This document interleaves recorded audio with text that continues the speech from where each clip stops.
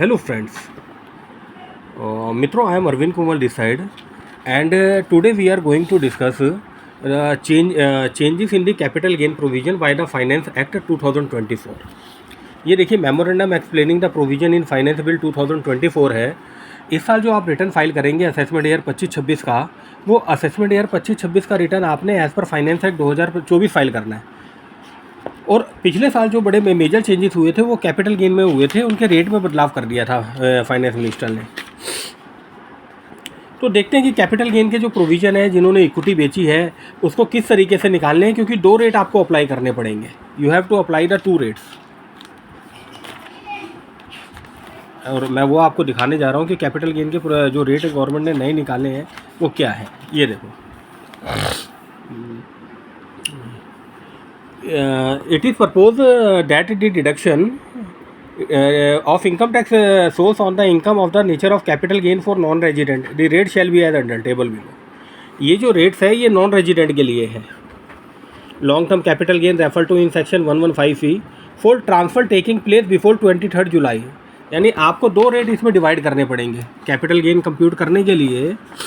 आपको एक तो 1 अप्रैल 2024 से लेके 23 जुलाई 2024 तक का अपना कैपिटल गेन निकालना पड़ेगा। कैपिटल गेन कौन सा? इक्विटी शेयर्स आपने बेचे हैं,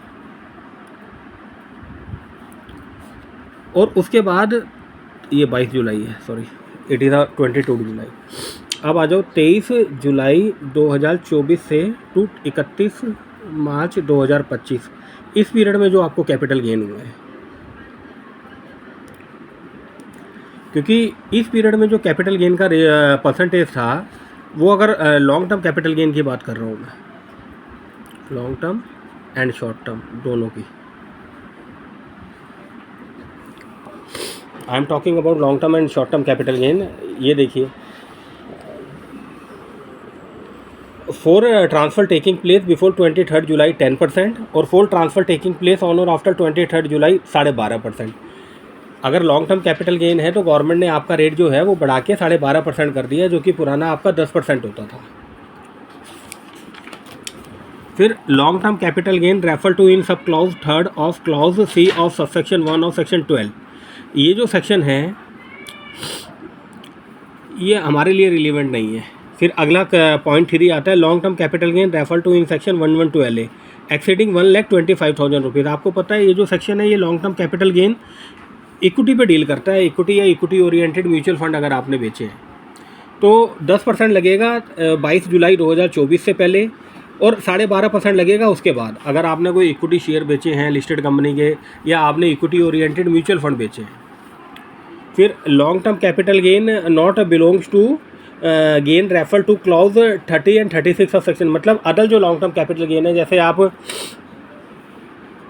प्रॉपर्टी बेचते हैं, सोना बेचते हैं, या कोई इंडस्ट्रियल संपत्ति अपनी बेचते हैं, कमर्शियल प्लॉट बेचते हैं, तो पहले 20% कैपिटल गेन लगता था विद इंडेक्सेशन बेनिफिट। गवर्नमेंट ने उसको 12.5% कर दिया है विदाउट इंडेक्सेशन बेनिफिट। और ये ऑप्शन है कि दोनों में से जो बेनिफिट आपको मिलेगा, मान लीजिए अगर आप इंडेक्सेशन करके लेते हैं तो आप 20% टैक्स निकालिए, अगर विदाउट इंडेक्सेशन लेते हैं तो 12.5% टैक्स निकालिए, और दोनों में देखिए कि किस में टैक्स कम आ रहा है, आप वो विंडो अडॉप्ट कर सकते हैं।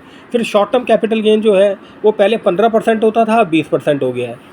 तो इस साल जो आपने अपनी कैपिटल गेन की स्टेटमेंट निकालनी है वो दो पीरियड में निकालनी है। 1 अप्रैल 2024 से लेकर 22 जुलाई 2024 की एक निकालनी है, और 23 जुलाई 2024 से लेकर 31 मार्च 2025 की और निकालनी है। तो इस पीरियड में जो कैपिटल गेन है, अगर लॉन्ग टर्म है तो वो 10% है, शॉर्ट टर्म है तो वो 15% है।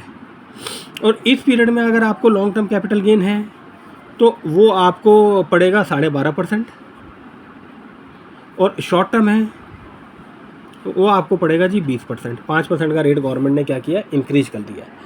This is for equity shares and equity oriented mutual fund. तो कोई भी इक्विटी ओरिएंटेड म्यूचुअल फंड है उसके लिए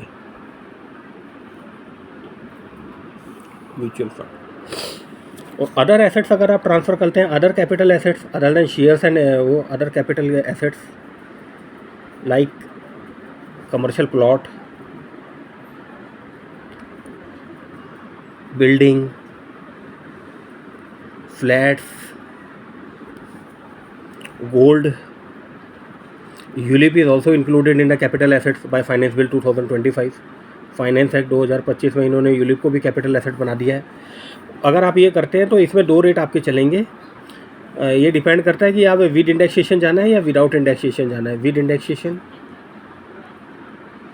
आपको देना है जी 20% और विदाउट इंडेक्सेशन